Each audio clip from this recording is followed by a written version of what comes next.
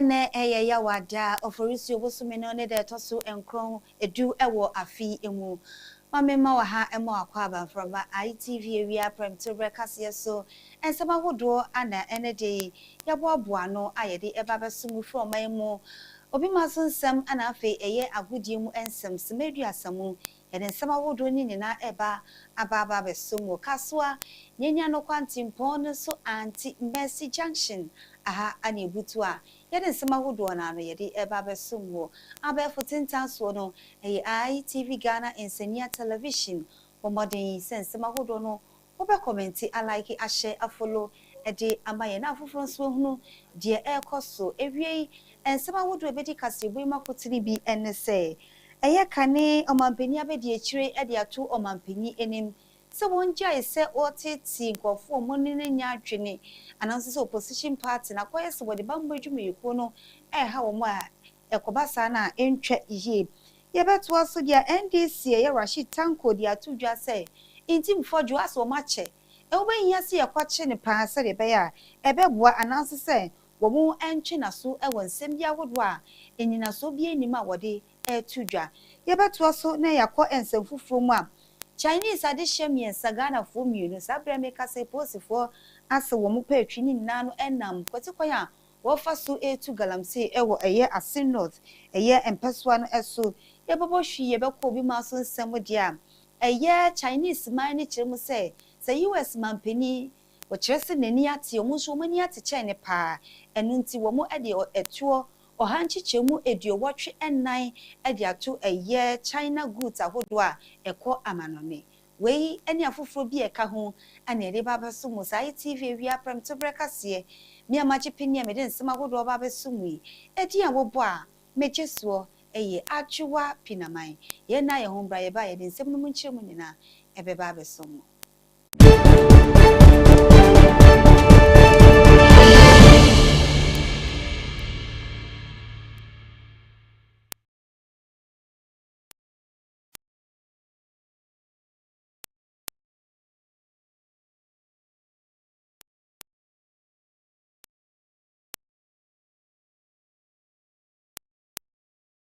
Amina wasi na afe yenhye ensem no ase yehye ensem no ase dia eye kane omampani abedi ekire Dr. Mamuji Baumia ana wadi ensem ahodo ato omampani His Excellency John Dramani Mahama nim ochemu sa akoba ne se ogina eye omemu no bamba adwumeyeku ewo omanmu ede twetwe eye impinifo bi ma asese wo mu eni aban mu as mo otwe wo mu aso akoba ne sasa ne ye no enkoye enye ba akofo so enye eye nipa foforo so okiremu se wo hwe a wa tu ne ne esi amanyuko ba akoso na wo hwe nsusu a akoye ne se NPP aban eye mpinifo ahodo a bra na owo aban mu na omubodwuma ede ma no wotu woni esi wo moso dudu a enye ade a ebeboa enu nti wode atudwa se ho behia se sa ne ye no wotwe ne ho efrim Dr. Alhaji Mahmoud Baumia erinsemwe etudwani nano namo enrada dia ekoso ewo Reverend John Intim Fojo awoye Asin South mpeso so mrahye bedweni eye National Intelligence Bureau wonu mukobowra ni fie a enono ewo enkwan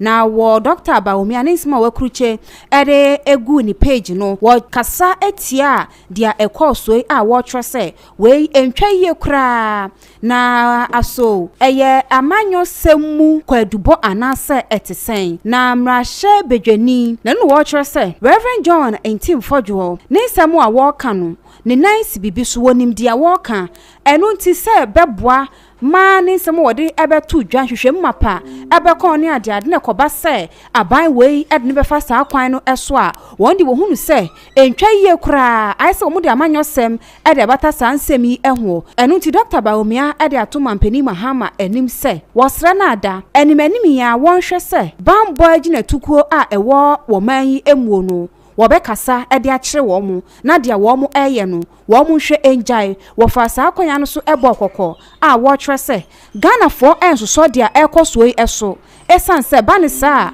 na huni suro ena wono mu ade to adehye bi eso afenso state agencies yahodo no na wono mu di huni suro eto wo mu so yie pa a ensese sa akoso ewo man emu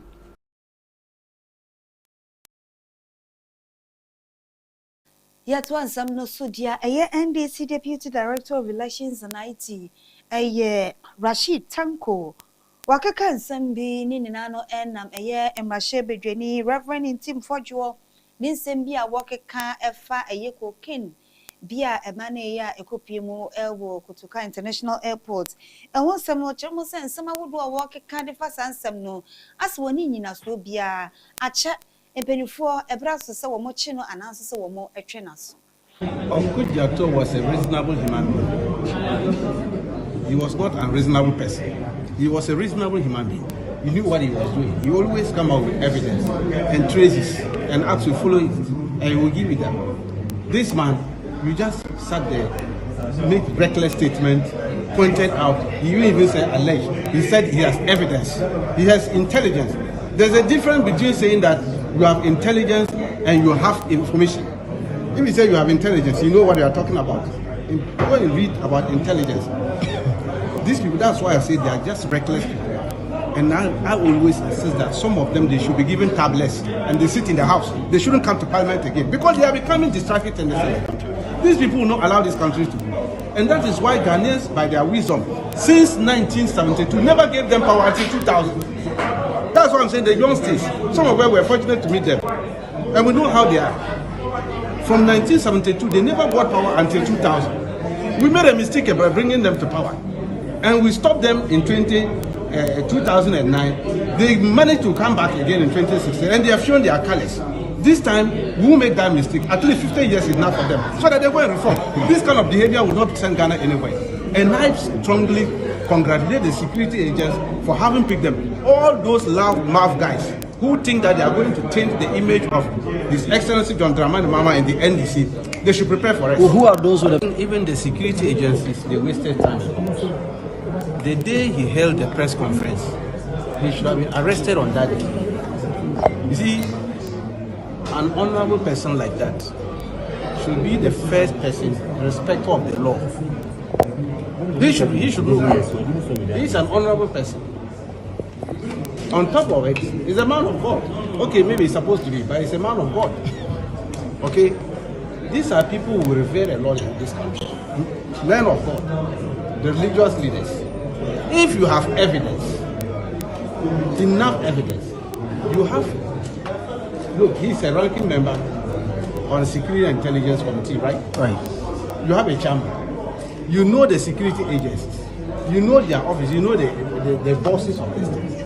Why couldn't you go straight to them, hand over this one, if indeed he has the security of the country at heart? So reckless. These are destructive tendencies. And such people shouldn't have been allowed to sleep in their home when they make such reckless statements. Should have been picked up long since. You didn't have waited for the honorable minister to even ask that this gentleman should be arrested. Look, that's their campaign strategy. They are yet to see more. We are even warming up. We haven't started anything yet. I'm telling you, Ghanaians should brace themselves. I'm saying that we are warming up. To do what? To clean up the state. How? We have to, if you have to reset a country, characters like that, you have to pick them. They are the people, they are the reason why we are where we are. That you want to introduce? Not authoritarian. You have enough information. That borders on national security. This one borders on national security. The integrity of the state. Our government is less than 3 months. If we are not getting to 100 days. Today is 92 days, right? 93. And somebody is already saying that cocaine, the person just meant to destroy the image of the country. That is their modus operandi. They are not satisfied that Ghanaians have given them this in 38.2%. They are not happy. So they want to destroy it. She ako eye Asin North and person so ewo infinfin mantemu amanebo ayati NS Central North Regional Police Command's Anti-Galamsey Task Force wonsa aka adihye eye enum emu miensa eye Chinese fo anemu mienu eye Ghana fo womboni womo eye enese womo efa akote kwanso ekotu Galamsey ewo eye fum eye river no ewo Asin Aite ben Asin eye akonfudi biaye aye bia womo eye kua ewo honomo anenya ewo Asin North mensinimo ewo infinfin mantemu enchiremu energy sui. One more say posi achi womo na mogalamse a ekoso ewa ase north mpeso so asafo kwachi wonum say wonomo eye bie no eye Jude Kwabena Sakaba wanya 38 years, Douglas Nyamiche ewo 36 years, Majon ewo 37 years, Mayon ewo 31 years, ana afe Mahia B 54 years. Na womo kyerese wo operations na womo di hyehyɛ so no wo excavators mienu ana wonomo ekoto ye ewo ho na no ana bia wonum eye galamse no womu di dwuma ewo ho ewo mu se wabra wonum ekoduru ho no na operators ya wonum etwi excavators no wonum de won ho akanwura na so no womu kyerese wabra wonum ekoduru ho no operators ya wonum na etwi excavators no wonum adwane ye ede keys no so adwane ye na no na police kyerese wonum eguso a eye adwuma se wonum ensa beka saa emfidie no na wonum se wonum hyehyeye egu apono so a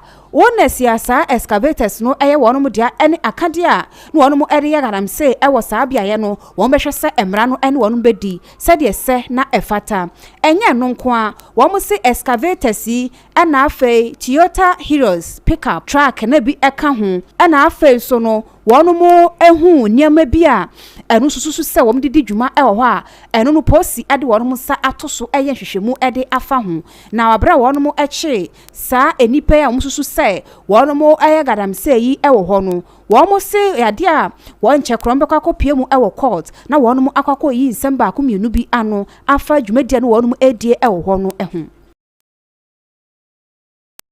Video bi ebeto dwa ewo eye emontin na wohwe video na na chese eni enyan sikatwetwe ebemu ama abrante kwa bi na chese obi di sikan etwetwa no we nam soma sese nyankopon ayadom ama nipa na ne ho ebom mu no eye posifo ensa aso nemu na eye Ghana Police Service jomo sese no sa nipa ko no womonsa aso nemu wohwe sa arewosami a esiye ewo epoye mantemu Dauda Sumaila tanka no driver ni mate sese die wono ana posifo ensa aso nemu susu se wono na ne ho bon ewudisema ekos Posi etu sa na mo ni na mo video a na etwago ewo abefo ntentan fidie no eso a owura bia ne din ede Smiler na wodin krante aging jamu abrantie bie ewo eye fuel tanker no enchen na asasami esie wo epo bosom ne da na etoso 9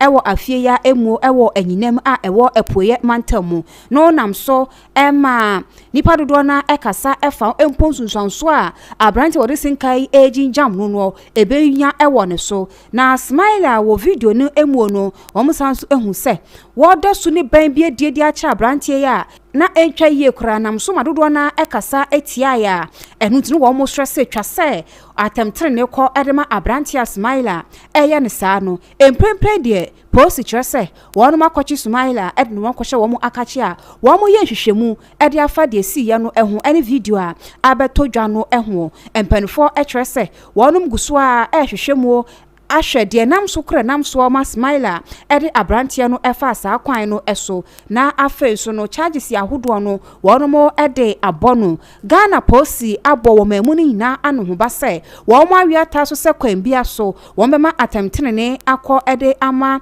eye adehye enu nti bibia ede hoye ebeba a ekwati yamra no wo behwe se perperio ebe ye dwuma ne senti no yade asa video wonom saka ne abrantia wonom achi no wo behwe asem ne mu akosi ase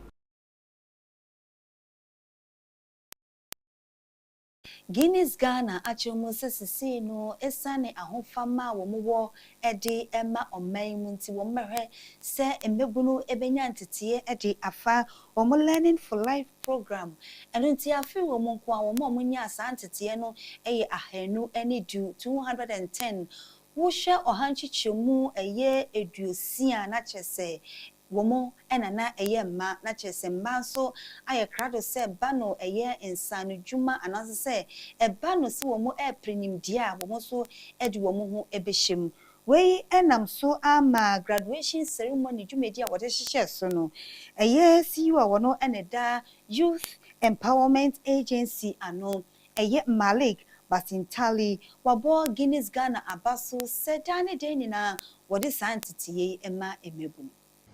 Let me begin by extending our sincere gratitude to Guinness Ghana and the Diageo Group for their remarkable leadership and continued investment in the Learning for Life program.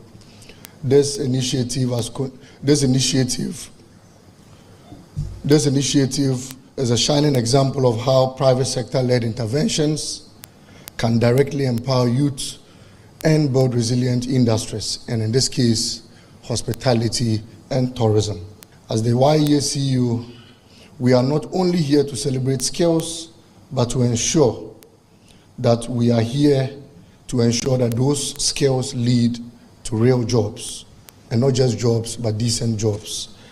This is where our mandate comes alive. Enrichino Crancher for Penny de Guinness Ghana, Ekasaye, Eritrimupa, Etai, Sa, Cheche, Eche, Sevetimi Abwa, Ma, Emane, Emema, one Matimi, Enya, Bibi, Ajo, a woman, Emuse. Learning for Life is a key pillar in fulfilling this vision. Around the globe, this program has provided resources and skills to over 200,000 people.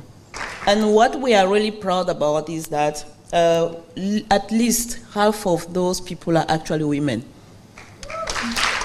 So by offering flexible training schedules and making learning accessible, we have reduced barriers that often prevent our dear women and other underrepresented groups from acquiring the skills they need. Our strategic alliances with the Youth Employment Agency, Ghana Tourism Authority, and TVET institutions allow us to embed gender-inclusive practices while also considering accessibility for people with disabilities. Afadrusono eya gudiemu ensem enunti slide ayakrado edi agudiemu sema hodo na etwaso yeda ye ho abasisia.